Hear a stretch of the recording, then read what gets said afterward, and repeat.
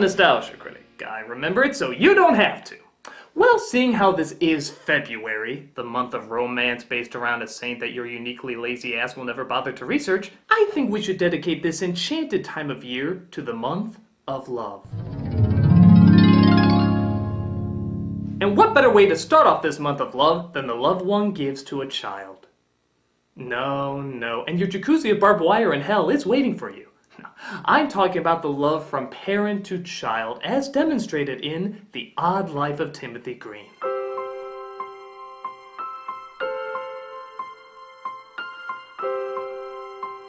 This is the story about a couple who can't have a child until one magically appears in the backyard and shows them the quirks and whimsy of what it means to be a parent. Now granted, a lot of people didn't like this film when it first came out. In fact, many declared they'd rather pass a marble bag of kidney stones. But I'm sure such an innocent story couldn't have anything that horrible in it. How bad could something like this possibly be? Something so adorable and lovable and cute and absolutely charming. My apologies to the neighbor's cat. It's just, after seeing a film that was so cat-killingly bad, I had no choice but to destroy the nearest living creature.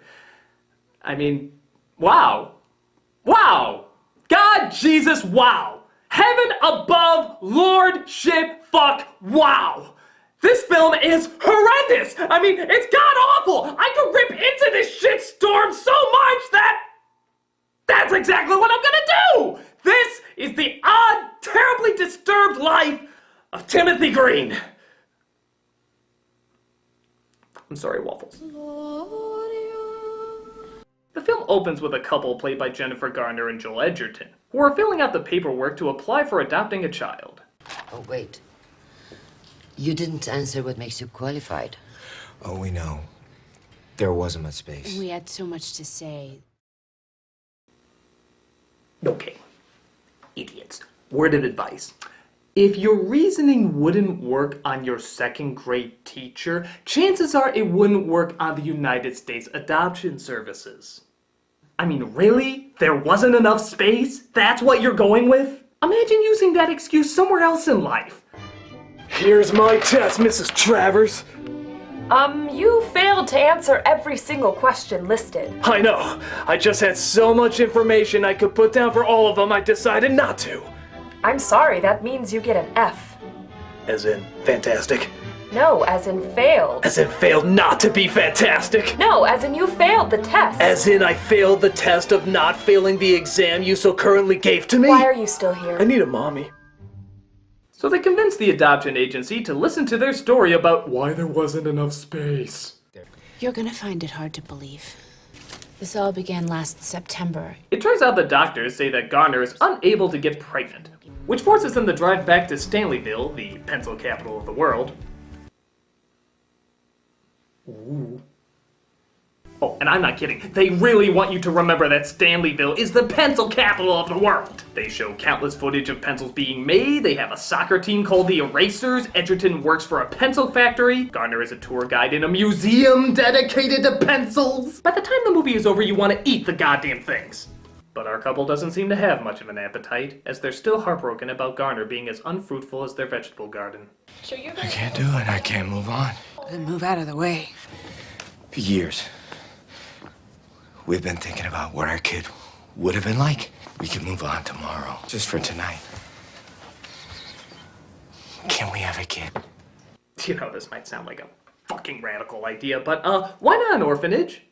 Yeah, a little weird seeing how the film opens up with them at the orphanage. So it's not like this never crossed their minds. If having a child meant so much to you, why didn't you just do that before? Were they afraid that something like Timothy might actually come to life and therefore have to turn another child down? Are my new parents nice? They certainly are, and they're gonna give you a good home. Yay! I can't wait to have a real mom and dad. Oh, I'm so sorry. It says here that they've thrown a child in the backyard and it's absolutely perfect in every way, in which case they don't have any need for you anymore. No need? None. I'm sorry. I know it's the third time this month. Man, fuck this shit. I'm 18, I'm still not adopted. But they decide to fantasize for just one night, and thus, the Build-A-Kid workshop is open. Would our kid be musical? Our kid would rock. Love and be loved. How great an athlete are you picturing? You were terrible at soccer. Our kid, amazing kid, got to score the winning goal.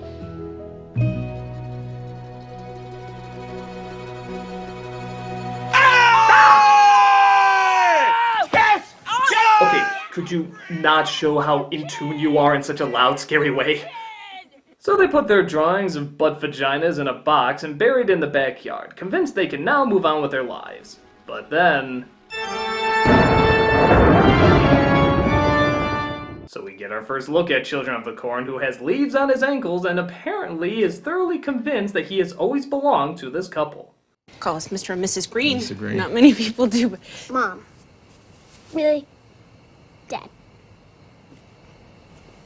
So, of course, they have to fill out a report or go to the police or put out posters saying missing child. Is he for us? I'm getting that feeling. Kidnapping works too. I'm always shocked how many people don't consider that option. I mean, when you look past the whole illegal and emotionally scarring thing, it's actually pretty logical.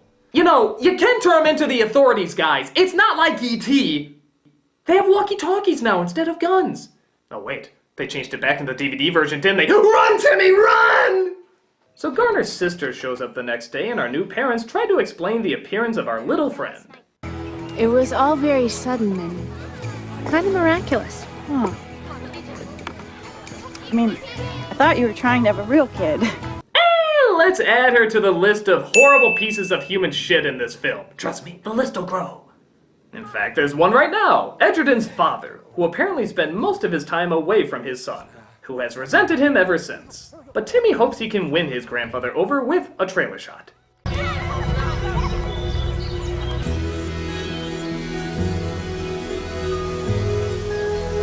Ah, yes, he must be doing this because he's a plant, and therefore basking when the sun comes out. Except for the fact that the sun was clearly out several other times before, but the cameraman wasn't ready for his 360 shot yet. His grandfather acts accordingly. Oh! What did you say to your father after he bunked the boy with leaves in the head? Complicated. I didn't say anything. Really? And yes, the adoption agency is still listening to the story and allowing them to continue. Because if I ran an adoption agency, I'd say to myself, yeah, this is worth my valuable time, not turning these people away and instead looking for parents who don't think the Cabbage Patch Kids are based on a true story. I'd listen to. I can only imagine what that guy's writing down on his notepad the whole time. We're all working hard, I know. Oh, thank God, we almost took the focus of this movie away from pencils. Worst case scenario, my aunt and my father will have no choice but to close the factory. But Edgerton is called away from the pencil pushers as it appears Timmy has been beaten up at school. This kind of thing happened to me when I was your age. Yeah. And all I wanted was for my dad to have my back. And he didn't. Bottom line, as long as you come out of this with a healthy hatred of your grandfather, I'll consider myself a good father. But, oh, it turns out the father of those bullies is actually his boss. Wah, wah. Kid bad as my boy's out. Are you really gonna fight all his battles for him? You think that's wise? Why can't you be like me and let my kids get away with murder? Next Saturday, we're having a birthday party pool bash, and we'd love it if Timothy would come. Yes! Oh, please, don't tell me. You took him back to the house of the boys who bullied him? He really wanted to go. So you let him decide what was best? I thought it was time he learned to fight his own battles. We just forgot to ask if he could swim. And you're probably starting to see what the main problem with this movie is. Not the fact that they're telling a story that nobody not kicked by a horse could believe, or that they live in a town with more inbred jerks than a TLC show. Though, don't get me wrong, those are great things to hate. But the parenting in this movie is awful. I mean, really, really awful. They're trying to tell this story to show how much they've learned, but all we ever see is them constantly acknowledge that they always make the wrong choices. How is that going to win them over? We were going to have the talk that we didn't really know how to have. That was the plan, the talk. And here's another little annoying tidbit they do a lot in this movie. The couple completes their sentences a little too often. Everything had changed. And there he was, leaves and all. It didn't matter where he came from. He was ours. Yeah, we were his. We were a family. We were a family. And when I say a little too often, I mean all the fucking time. How do you tell your child something's not possible? That it can't be done. When they believe in you like that. Well, we didn't want to disappoint him. No, we got busy. I'm sure, again, this is to show how in tune they are, but it's pretty obnoxious. I mean, they just never stop doing it. I loved once to see a couple complete each other's sentences without getting right what the other was going to say. It didn't matter where he came from. He was ours. We were his. We were a family. It was the greatest day since he discovered Viagra.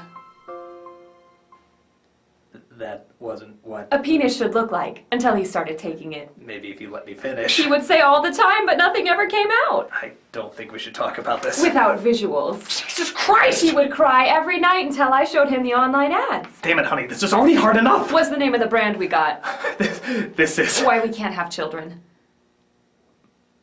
Can we just go back to talking about the child that we grew in the backyard? I think we are winning over much better with that. Right? What's with the straight face? Oh, and just to make things better, let's throw prepubescent lust into the mix.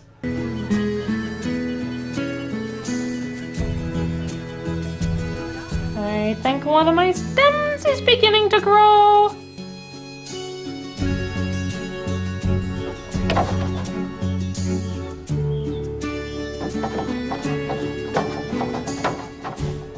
I'm guessing that's the mating dance of mulch.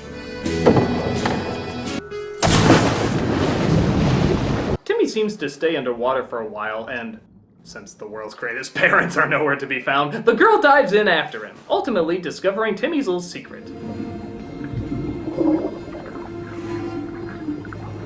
Nobody touches the leaves, bitch! You saw right, folks. Sweet innocent Timmy kicked a girl he has a crush on right dab in the schnauzer. Sheesh, kid, when they said fight your own battles, they didn't mean underwater flash kicks. And speaking of fighting your own battles, what advice do Mom and Dad of the Year have to give? What do I do about the girl I kicked in the head? Tim? Well, if you see her coming, just run the other way. Hey kids, let's play a game. It's called Politicians. 1 second I'll say one thing and then another moment I'll say something totally different. I thought it was time he learned to fight his own battles. Just run the other way. I thought it was time he learned to fight his own battle. Just run the other way. Fight his own battle. Run the other way. Fight his own battle. Run the other way. Now let's play another game. It's called Start Making Sense, you fucking tools!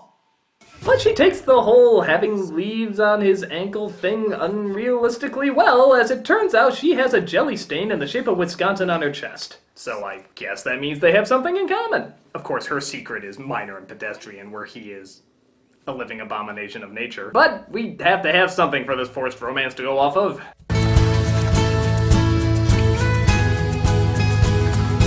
Look out your window. You told him to run the other way when he saw her, and he's not running.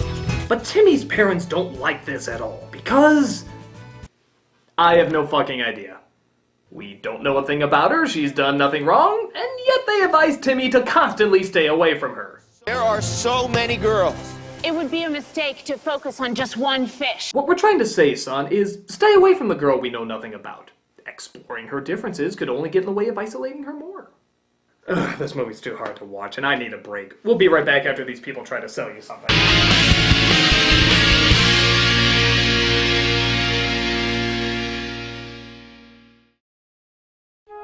Hey, Mom and Dad, or should I say, Lisa and Bob. Are you depressed that you can't have a child of your own? Are you sad that the miracle of childbirth will never take place in your life? Do you find it unbearable that you will never know the gift of creation, the growth of the young, or the unconditional love that any human being can ever give to you as long as you live? Are you tired of your shriveled up womb? Dude! Well, cry no more, 'cause we've invented Child. Chia Child. The instructions are very simple. Just write down exactly what you would like your Chia Child to be like, place it in the Chia Child box, bury it in the backyard, just add God, and Chia Child is yours. I always wanted a girl with no imperfections at all, just like a real child. Child. I always dreamed of a little someone that I could project my insecurities onto, and now it seems that she's arrived. Look, I drew a picture about how much I hate grandfather because he didn't raise you right. And now I get to pass down that hatred to you. Child. Chia Child would last up to 3 months, or until you feel the emotional and symbolic justification of what it means to be a family. I'll admit, at first we didn't think we'd be very good parents. But Chia Child seems to be calm and pleasant no matter what horrible mistakes we make. So now we don't have to worry about any of that pesky moral responsibility. Chia Child simply combines these natural elements to give you that lovable family that you've seen in most Sears catalogs. And when Chia Child has worn out her usefulness, just bury her in the backyard and get another one. I'm so glad something like Chia Child exists. Yeah, I mean, do you know how long it takes to adopt a child? 18 months. Hell, I can get a gun in a week. Now make me a sandwich. Man, we're nuts. Chia Child, the child that grows when your parenting blows. Available in Daughter Lily and Sunflower.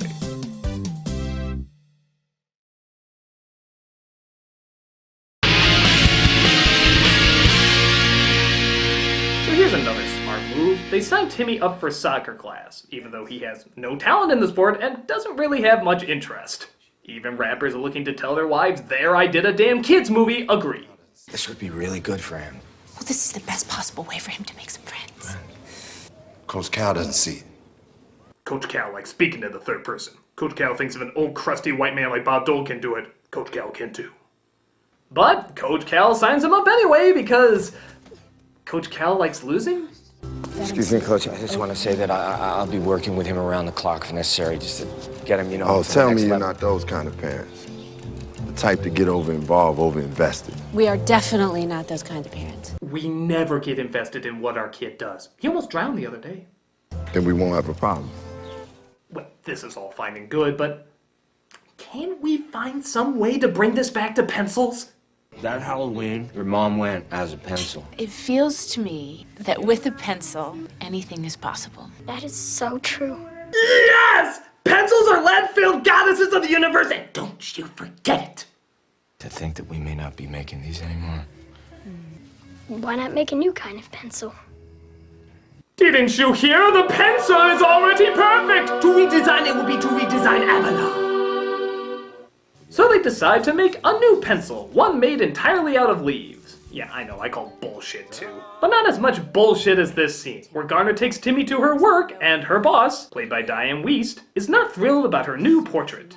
Little man, what do you think of that? Not much. I would have done it for free. You suggesting you could do it better? I can try. Let's find out. He is only 10 Don't years you old. have somewhere to be? Of course I do, but Shoo. okay.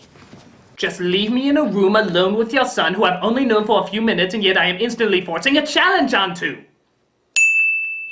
So of course, Timmy naturally draws her.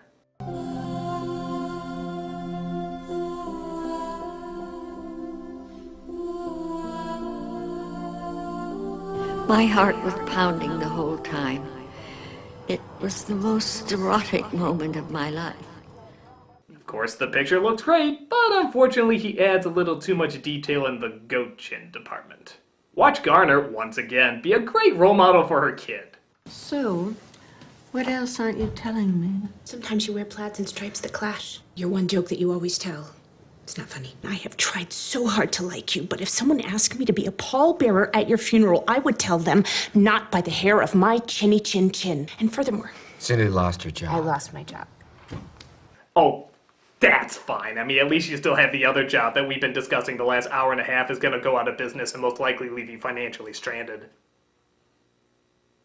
He didn't know what he was doing with the girl. So Cindy did what she thought was best. Oh, this can only make you look better. We need to talk. Hey, let's talk. I don't think that you're the best influence on my son. And I want you to tell me what you know about him. What did she do? Lady, last I checked, your kid nailed her in the fucking head. Who's a bad influence on who?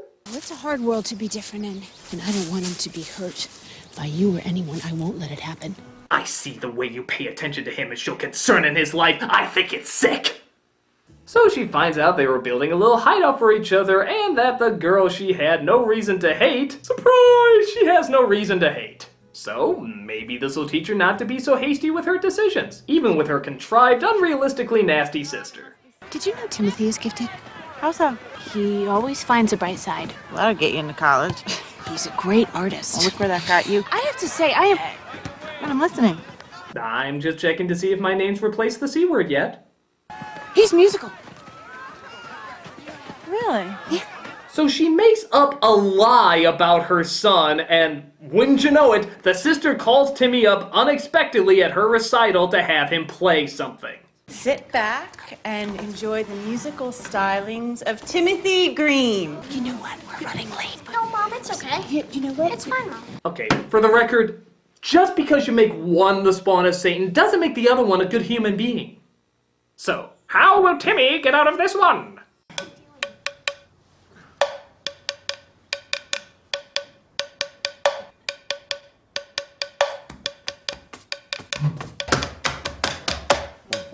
Boom, boom, boom, boom, boom, boom, boom, boom, boom, boom, boom, boom, boom, boom. All my friends know the low rider. Boom, boom, boom. Boom, boom, boom, boom, boom, boom, boom. You know, I remember when I paid good money to hear Josh Groban and his wonderful angelic voice, but spur of the moment, just whimsical magic, he bent over backwards and started tooting a horn out of his butt cheeks. It was butterflies in your stomach awkward and sounded horrendous, but at least he was having fun? I got a fever, and the only prescription is more cowbell. So I guess the movie feels they won that moment. And the next day at the game, Edger's father shows up and starts to leave. But his son guarantees him that this time Timmy will be put in the game because all season the coach has been leaving him out. Is your difference maker today. That is your game changer right there. You're kidding, right? Do I look like I'm kidding? If I put your son in the game, you wouldn't live to see his next birthday. If you don't mind, we got a game to win. I'm sorry, why did Coach Cal pick him if he knew he was never gonna use him in the game? Coach Cal has a sick sense of humor. Coach Cal likes to see children's dreams get obliterated by Coach Cal. Yes! No! No. No. Is he okay? He's an asshole. I hope he's okay. But one of the kids hurts their ankles, and so he does end up putting him in the game. Okay, Green, come on. Oh, hit me with a stick. They're not putting that boy in. Actually, they are. It's good. Trust me. Who's your daddy? Has he been drinking? I am so disgusted by this human emotion you mortals call love! At first, he seems to do little, but then the sun comes out and...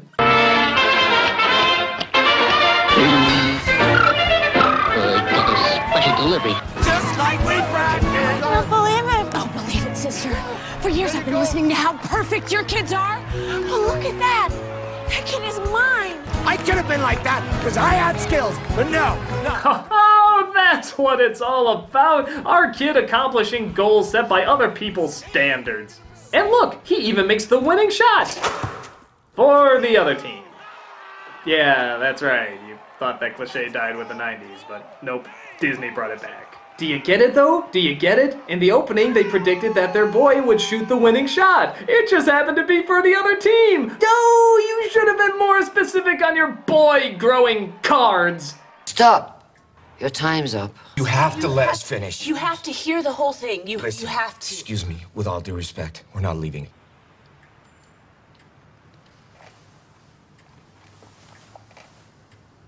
Okay. What the fuck? That said, it's your time to use as you choose. Yeah, the scene they don't show you is this. I decided that our son would not be seen as different or weird. He'd be treated like a normal kid. Yeah. Because that's what he was gonna be. Timothy! I don't mean to pry, buddy, but it looks like you just broke up with her. No. I let her go. Well, that is so tragic, despite that breaking up and letting go is essentially the same thing, but I'm sorry. What does any of this have to do with pencils? This is a new kind of pencil, made almost entirely out of lead. I swear, if someone doesn't fuck a pencil by the time this movie is over, I'll make sure it happens for them. Yeah, it will not only save trees, but will save our factory. But it turns out the boss, the one drinking the great big boss mug, you see, he's the boss in case you forgot, he's the boss, is taking credit for creating the leaf pencil.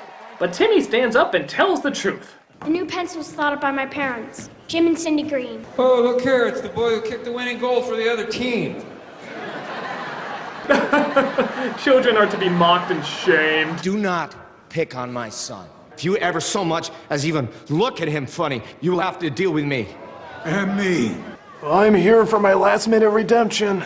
How did you come up with this idea to make a pencil out of leaves? Because I have leaves in my legs. So they reveal that they must have come up with the idea to make a pencil out of leaves because, well, it's probably made out of half of his kin. I used to have more. But being the ever-observant douche pinatas that they are, the parents never noticed all this time that his leaves were falling off. And he finally reveals that when the leaves go, so does he. Sweetie, you can't. There is so much that we have left to do. We're just starting to get good at this. You're ready. You were always ready. Lick my dick, movie! They're as ready to start a family as a goddamn suicide club! Jim.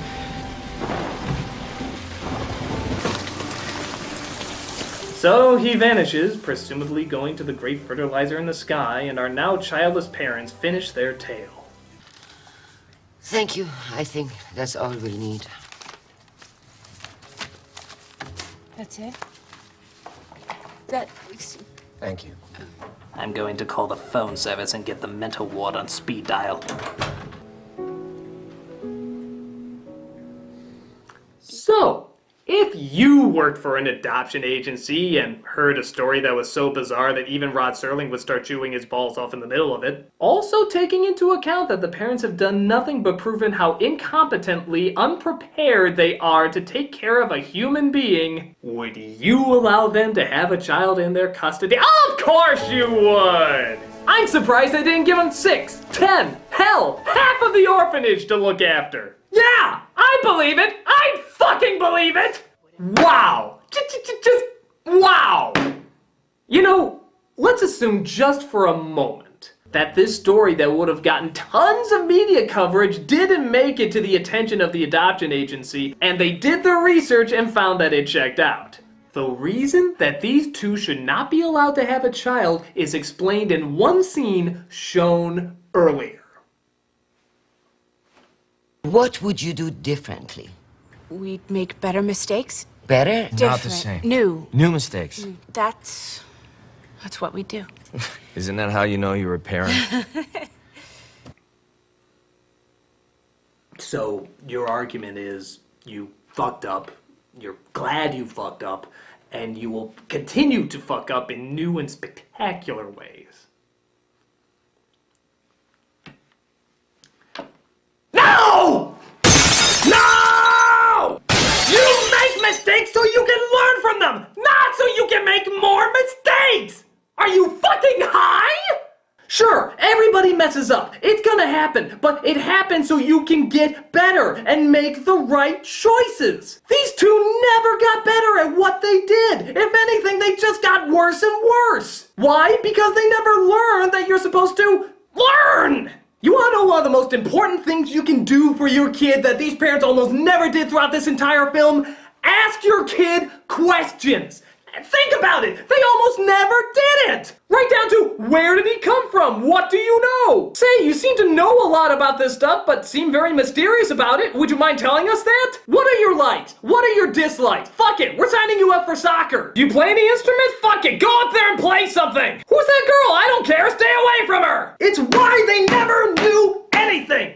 Well, I can tell you that I know something for sure. This movie is a cock salad!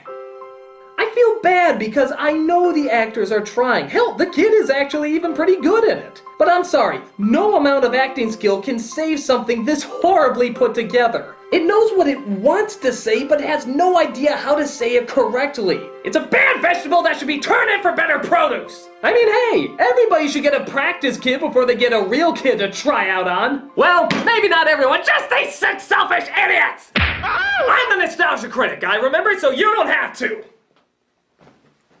Keep your cats away from me!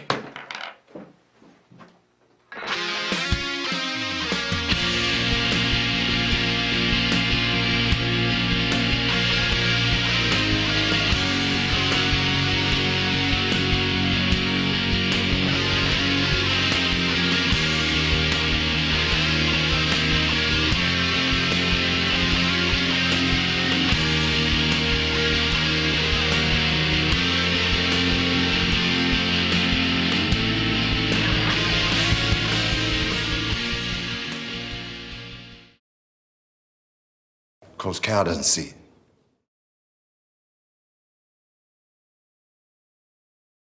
Hey guys, Nostalgia Critic here. It's good to be back, especially after being in that surreal plot hole. I mean, true, the accommodations could be nice, but it does weird things to your memory. Like there was one point where I didn't even recognize myself. And I even started going crazy reviewing all my old stuff like Kick-Assia, Suburban Nights, and To Boldly Flee. There was even a strange moment where I thought they were not good, and even started making fun of them. And because you probably love to see me make an ass of myself, it's now available on DVD. For a limited time only, you can get Nostalgia Critic Reloaded. But it not only has a review of the anniversary films by yours truly, it also has a live review of Twilight Breaking Dawn 2, other characters remembering the Nostalgia Critic in fond and mostly non-fond ways, the best Nostalgia Critic moments that never happened, featuring Ego Raptor, a look at the original locations and sets of the Nostalgia Critic, and more. So what are you waiting for? Get Nostalgia Critic Reloaded on DVD while they're still in stock. And maybe you can see me, loaded.